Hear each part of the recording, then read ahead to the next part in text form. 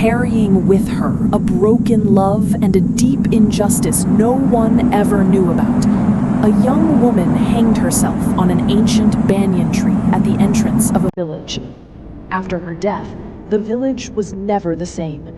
Night after night, people heard sorrowful cries and sometimes saw a white figure drifting in the wind among the branches. Years later, that restless spirit came back, and only then did the buried truth finally rise to the surface.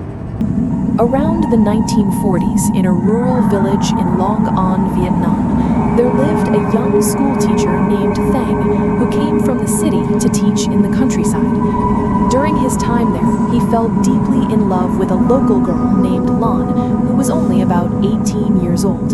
They loved each other sincerely, but according to the customs of southern Vietnam at that time, marriage could not happen without a proper matchmaker.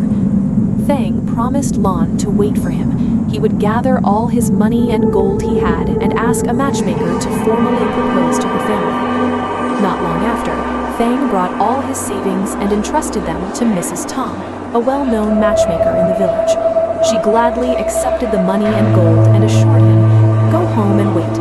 I will let you know when there is news." Thang returned with hope in his heart and waited. But 1 month passed, then 2, then 3, and there was still no news. Unable to wait any longer, Thang returned to ask Mrs. Tom. She coldly told him that Lan's family did not agree to the marriage. Hearing this, Thang was devastated. With a heavy heart, he packed his belongings and returned to the city, carrying a sorrow too deep to describe. Lan, meanwhile, waited day after day, but no one ever came to propose. When she heard that Thang had left and returned to the city, she believed she had been abandoned. Overwhelmed by despair, she cried for days. One gloomy afternoon, Lan quietly walked to the large ancient banyan tree at the entrance of the village and hanged herself. The next morning, villagers discovered her body hanging from the tree. They were heartbroken as they brought her down and laid her to rest. From that moment on, the entire village seemed to be covered in a heavy, gloomy shadow. Night after night, people heard sorrowful moans and desperate cries of a young woman. Sometimes, on windy nights, they even saw a white figure drifting in the air, hovering around the old banyan tree. But for a long time, no one knew the true reason why she had taken her own life. It was not until many years later that the truth slowly began to reveal itself. Years passed, and Mrs. Tom's daughter, Lan, grew up to be a wonderful young woman. Many suitors came to ask for her hand in marriage, yet strangely, none of the proposals ever succeeded. Gradually, Mai became withdrawn and distant, her eyes empty, her behavior increasingly unstable, as if her mind were slowly slipping away. Then one day, something terrifying happened. Mai suddenly became violent. Her eyes turned red, shining with an unnatural glare like those of the dead. She attacked her own mother, beating her relentlessly while screaming hysterically.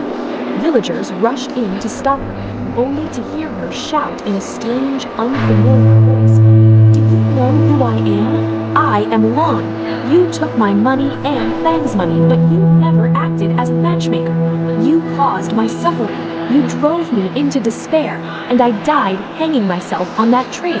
Today, I will punish you for your greed and deceit, for tearing me and Thang apart." Mrs. Tom collapsed to the ground, crying and begging for forgiveness, but the spirit of Lan screamed in rage.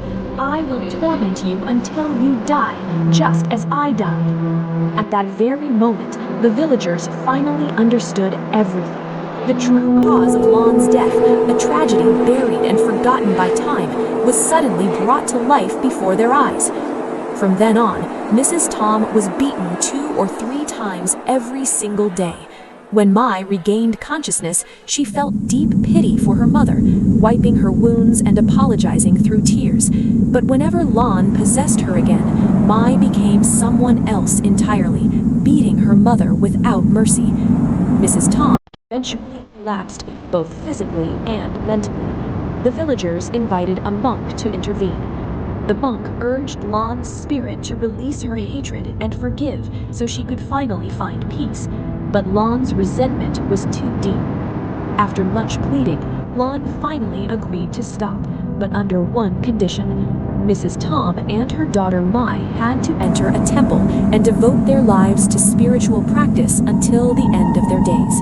Only then would Lan stop claiming lives. From that moment on, the resentment slowly faded. Karma spares no one. A single act of greed can lead to a lifetime of suffering. Some debts, no matter how deeply buried, will always come due.